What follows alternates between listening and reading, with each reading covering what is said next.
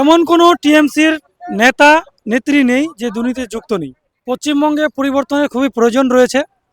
দেখুন, আমরা বামফ্রন্ট আমলে যা দুর্নীতি, যা অপশাসন দেখেছি, এই তৃণমূল আমলে আমরা 15 বছরে যা দেখতে পারছি, শুধু দুর্নীতি, শুধু দুর্নীতি। এমন কোনো টিএমসির নেতা নেত্রী নেই যে দুর্নীতিতে যুক্ত নেই। পশ্চিমবঙ্গ জুড়ে আপনারা দেখুন যে একের পর এক কলকারখানা বন্ধ রয়েছে, শিল্প বলতে কিছু নেই। তারপরে আপনি দেখুন মমতা ব্যানার্জি, উনি মেলাতে কোটি কোটি টাকা খরচা করেন।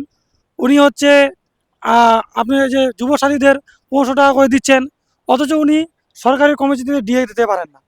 ডিএ দিতে গেলে ওনার মরা কান্না লেগে থাকে। মমতা ব্যানার্জি আমলে আরও আপনি দেখতে পারছেন যে যে হারে দুর্নীতি হয়েছে, এখানে কোনো শিল্প নেই, শিল্পর খুবই প্রয়োজন রয়েছে। তার জন্য এখানে পরিবর্তন আমরা অবশ্যই চাচ্ছি, এবং কি দুর্নীতি মুক্ত আমরা সরকার চাচ্ছি।